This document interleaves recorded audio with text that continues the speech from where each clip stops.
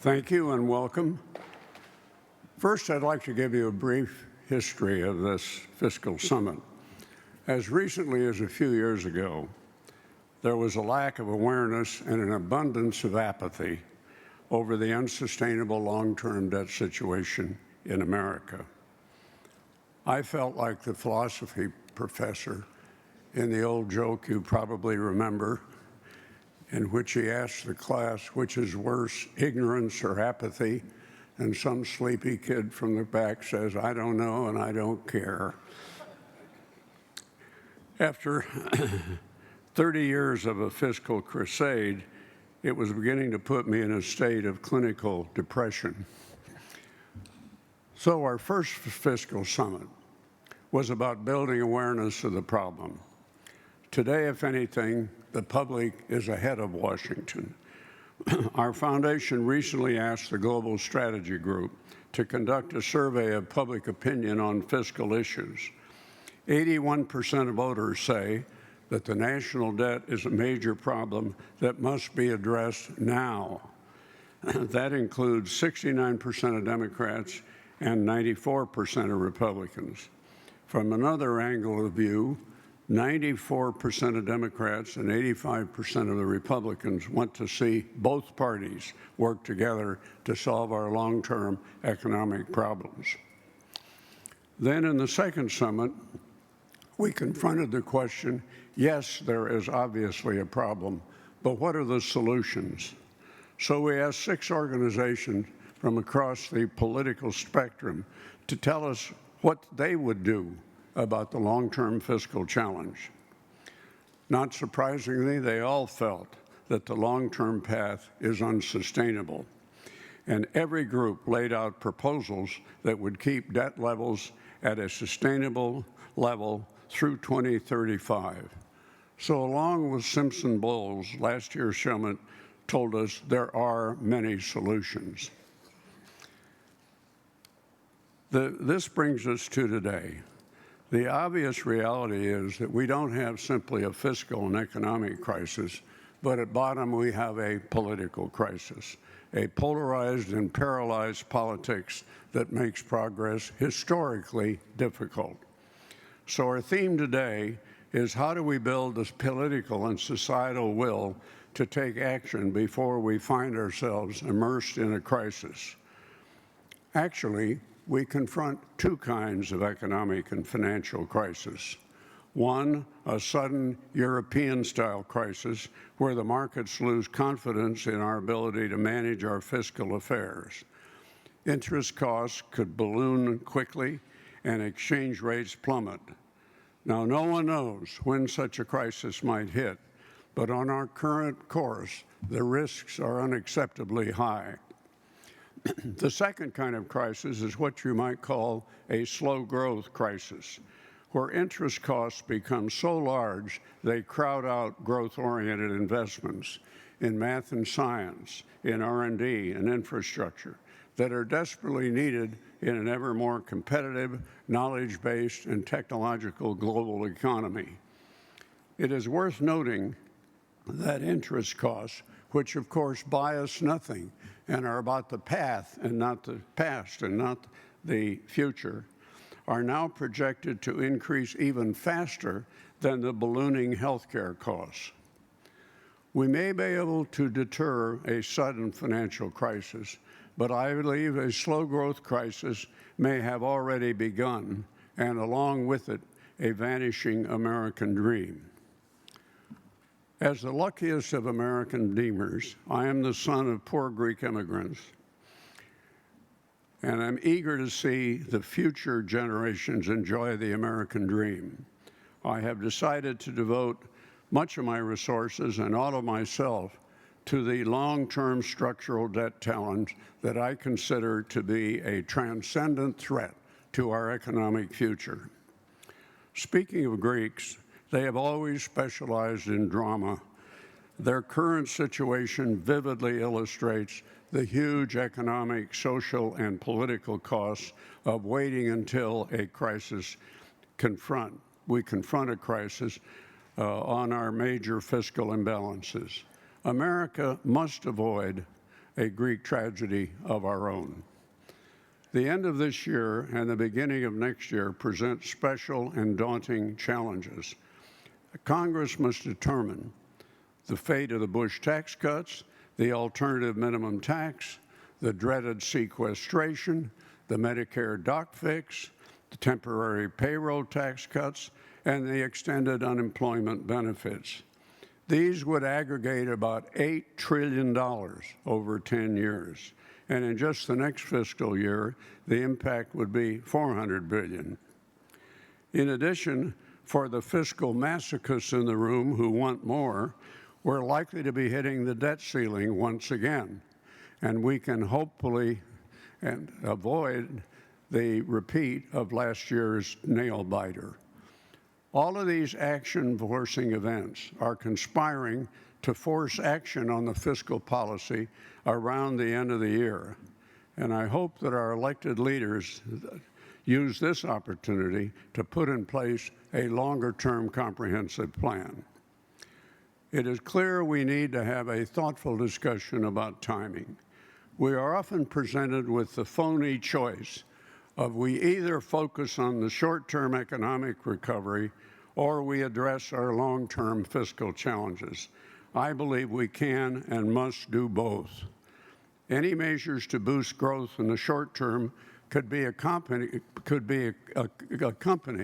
by longer-term fiscal plan that is not implemented until the economy recovers. Given the state of our economy, sudden and large revenue increases and spending reductions brought about by these year-end fiscal events could hurt our fragile recovery.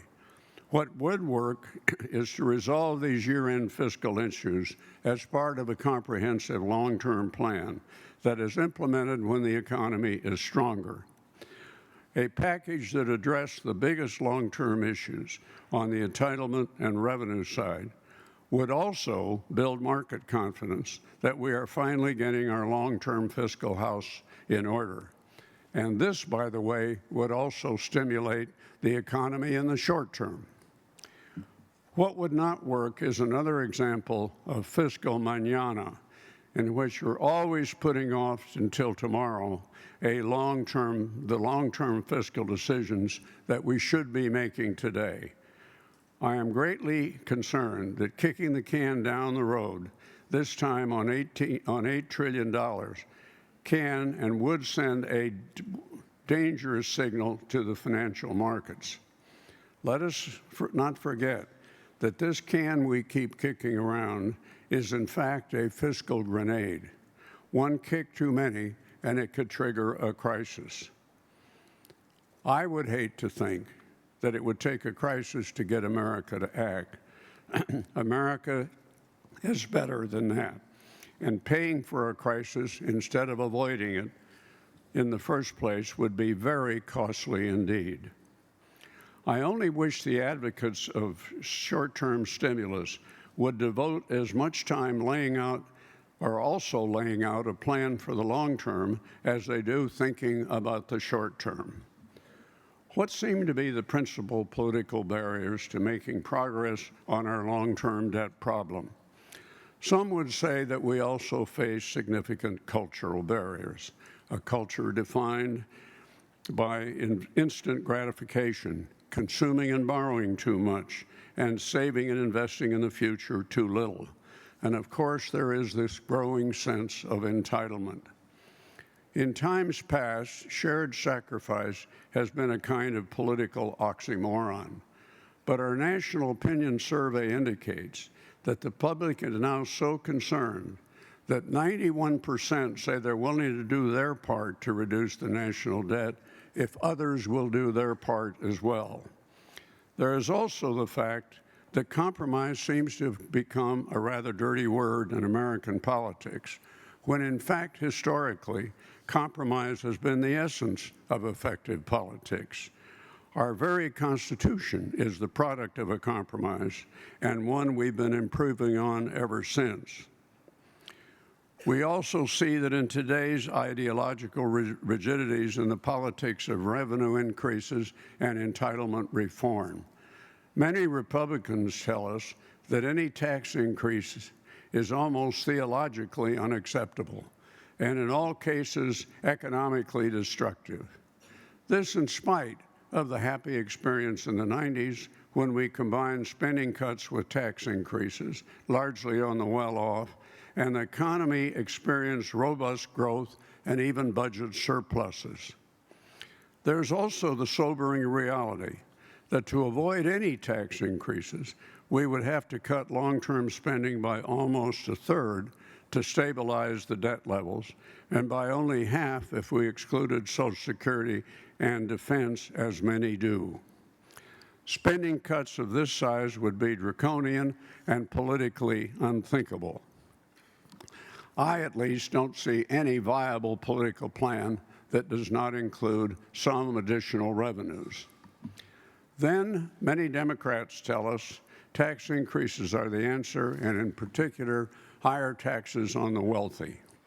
But it might interest you that the Nonpartisan Tax Policy Center has shown that even if we raise the top rate, the top two income tax rates to over 90%, we would still not be able to generate enough revenue to stabilize the debt.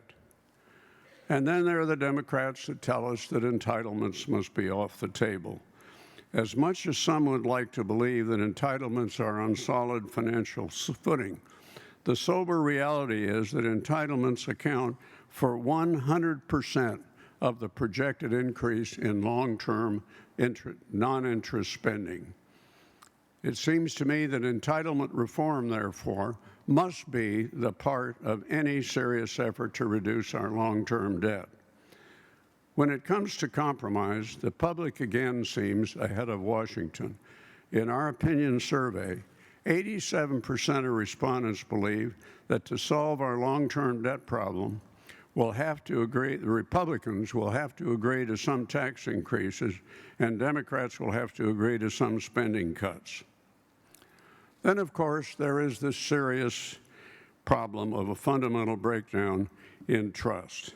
Many Republicans believe that the history of negotiation yields one fact: the spending cuts never materialize, but the tax cuts do. Many apparently feel snookered, as the phrase goes. In turn, many Democrats seem to believe that, rhetoric aside, the real priority of Republicans is more tax breaks and tax cuts for the wealthy and their corporate friends. To use a foreign policy analogy, we may need some confidence-building measures that would ensure that progress is actually realized. Ultimately, the strongest form of trust would be to see leaders from both parties standing together, voicing agreement on a comprehensive package for a long-term deficit reduction. In the meantime, it seems to me that we in the private sector have the urgent responsibility to build a new and strong bipartisan coalition that makes it safer for Washington to do the right thing.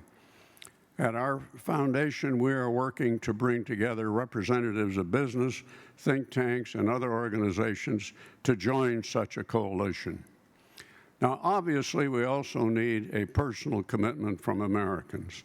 Our society is aging rapidly, both in numbers and in longevity, and I think it is time, and probably past time, for a serious national dialogue about the appropriateness of universal entitlement benefits, especially for those of us who are well off. Are we really comfortable with borrowing from China to pay full benefits to Pete Peterson? It is time for those of us who are well off to say what we are willing to do without. I, for example, have long felt that to build confidence for shared sacrifice, it is necessary for the wealthy to receive fewer benefits and contribute more revenue. Ideally, increased revenue would be as a result of comprehensive tax reform along the lines of what Simpson-Bowles recommended. This would include major reductions in tax expenditures and reductions in marginal rates for both corporations and individuals. But because tax expenditures primarily benefit people with higher incomes, they would end up paying more in taxes despite the lower rates. This package of benefit reductions and higher taxes for the well-off would be tied to other cuts in spending affecting the not-so-well-off too. We need to show the public that fully shared sacrifice is not the latest political oxymoron. One point I want to state absolutely and clearly: as policy changes are made, they must be made in ways that secure benefits for the most vulnerable, so that no one fears that the social safety net is threadbare. One of the major reasons to avoid a crisis is that in a crisis, the politics could get brutal and the social safety net could get shredded. That would be unthinkable. So to sum up, we know what the problems are. We know how to fix them. What we need is the will to act. And what better group to advise us than the remarkable group of political leaders and office holders that we have been privileged to attract. So I say good luck to all of us. What is at stake is the future of this remarkable country. Thank you.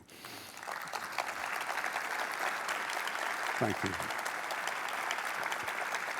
Thank you. Several years ago, the board of the New York Federal Reserve Bank had the job of picking a new president. I chaired the search committee and had the job of doing the due diligence on the many interested candidates. It is, after all, a great and important job. Tim Geithner's credentials were indeed impressive, given his senior positions at the IMF and the Department of Treasury. But frankly, I had only one question. Tim has such a quiet and understated personality. Would he be tough enough to confront the many tough issues and personalities in the financial world, which he would have a major role in regulating and supervising?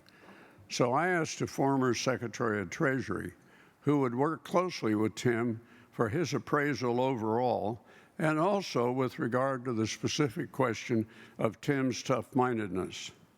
Overall, he thought Tim Geithner would be terrific.